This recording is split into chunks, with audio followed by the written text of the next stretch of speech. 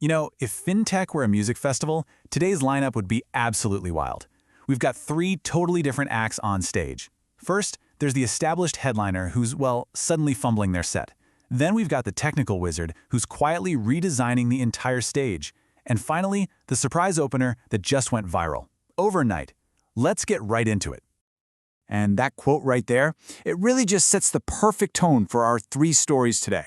We're going to see exactly what happens when the physical world of finance crashes into its digital future, with all the drama, the innovation, and yeah, the pure speculative mania that comes along with it. All right, first up on our festival stage is CPI Card Group, ticker symbol PMTS. Now think of them as the backbone players, right?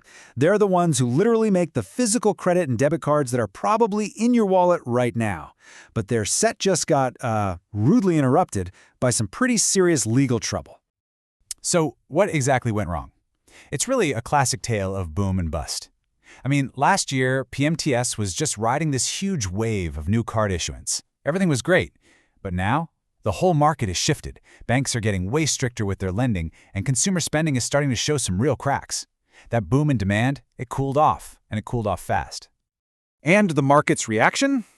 Oh, it was brutal. After missing its Q2 earnings, the stock just plummeted, dropping about 40% from its recent highs. It's a pretty stark reminder of how quickly things can turn, especially for a company whose entire value is built on being steady and predictable. And to make matters even worse, the company is now facing a class action investigation.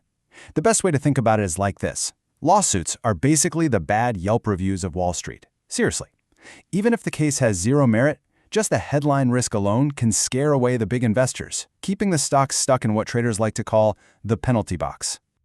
So the crucial takeaway here is this. For a company like PMTS, even small slip-ups in operations can have massive consequences, spiraling out into some really serious legal and financial headaches.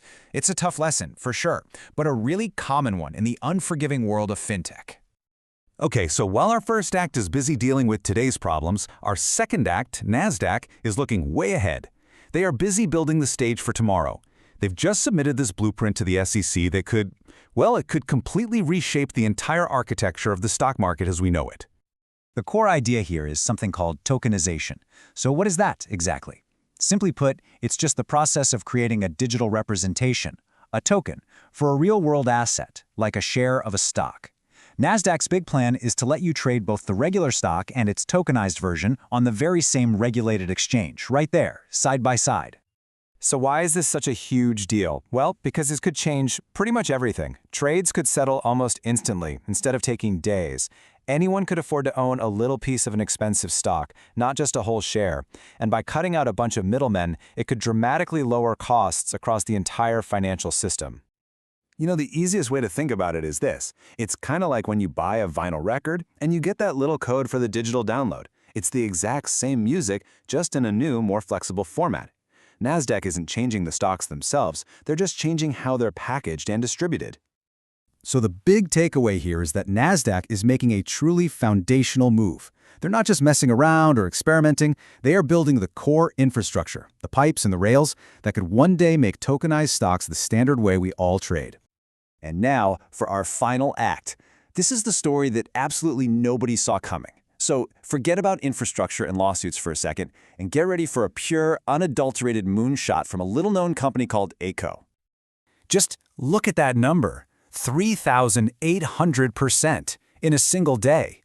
This happened after Eightco, a tiny company most of us had never even heard of, announced a huge investment to acquire WorldCoin. A move like this doesn't just turn heads, it basically snaps them. To put that into perspective for you, the stock went from just $1.45 to over $38, pretty much overnight. It completely transformed from a forgotten penny stock into a winning lottery ticket for anyone who just happened to own it.